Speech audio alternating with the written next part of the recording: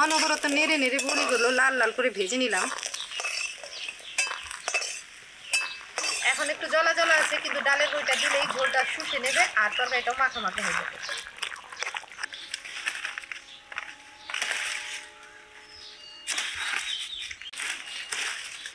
আজকে এই গরমের দিনে একটা নিরামিষ রান্না করব, আর নিরামিষটা রান্না করব ডালের বড়ি দিয়ে। তার জন্য এই যে কয়েকটা মিষ্টি কুমড়ার ডগাও কেটে নিয়ে এলাম, আর এখানে বিভিন্ন রকম সবজি আছে, এগুলো পরিষ্কার করে কেটে নেব।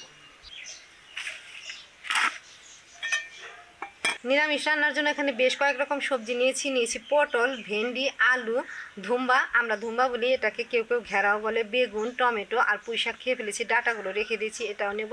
আর নিয়েছি দুই একটা এই যে মিষ্টি কুমড়ার ডগা, আর এটার ভালো নাম হলো ধুন্দল। এবার সবজিগুলো কেটে নিই। প্রথমে ভেন্ডি কাটছি।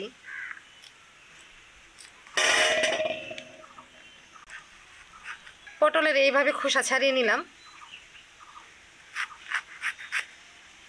এবার কেটে নিচ্ছি। এই যে এমন ভাবে কাটবো।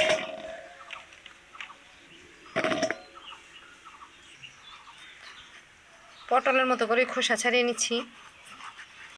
ধুম্বা তো জলা সবজি, তাই একটু বড় বড় সাইজ করেই কাটলাম।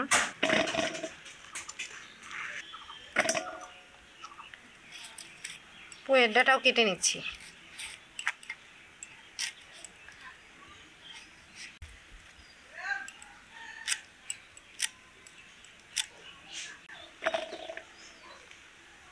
এবার মিষ্টি কুমড়ার ডগা কেটে নিচ্ছি।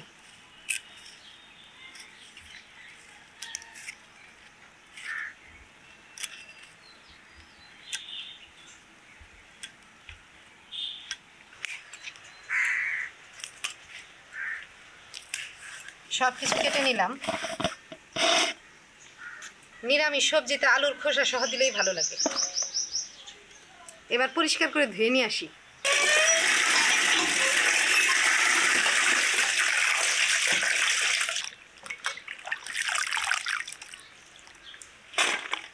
উনুন ধরে গেছে, কড়াইটা বসিয়ে দিলাম। আজকে নিরামিষে দেওয়ার জন্য এখানে মটর ডালের বড়ি নিয়েছি। কড়াই গরম হয়ে গেছে, কড়াইতে সর্ষের তেল দিয়ে বড়িগুলো ভেজে নেব।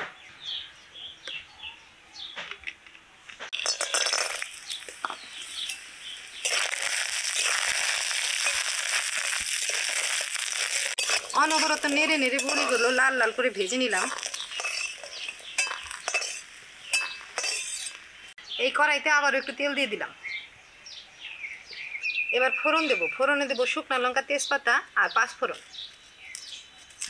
শুকনা লঙ্কা দিলাম, তেজপাতা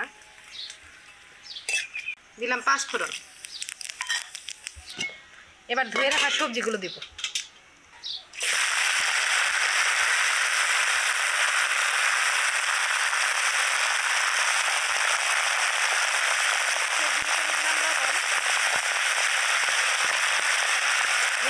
ঢাকা দিব।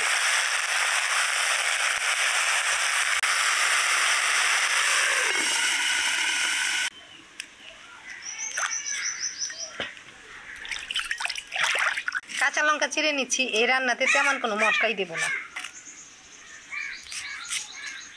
একটা টমেটোও কেটে নিলাম।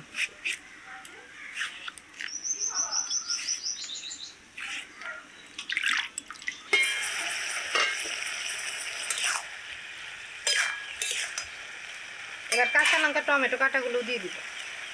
হলুদ গুঁড়ো,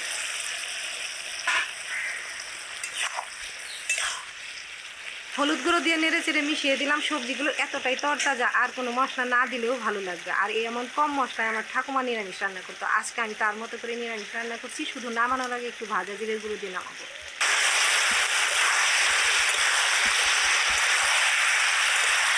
সবজি মজে গেছে, এবার ঝোলের জন্য জল দেব।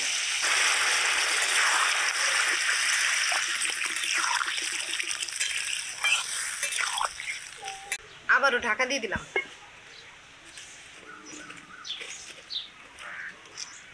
এবার ঢাকনা খুলে নেড়ে চেড়ে ডালের বড়ি দিয়ে দিব।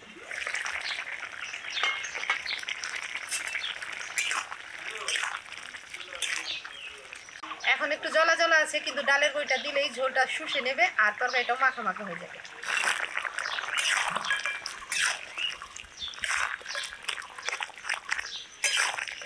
এই যে অনেকটাই মাখা মাখা হয়ে গেছে, আর এই যে বড়িটাও গলে গেছে। রান্না প্রায় হয়ে গেছে, এবার জিরের গুঁড়ো দিয়ে নামিয়ে নেব। জিরের গুঁড়োটা মিশিয়ে দিচ্ছি।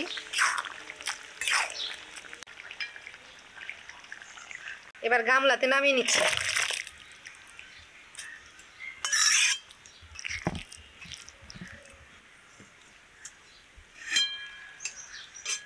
এমন ডোকা পাতা দিয়ে নিরামিষ তো আমরা প্রায়ই খাই, তারপরে খেয়ে দেখছি কেমন হয়েছে।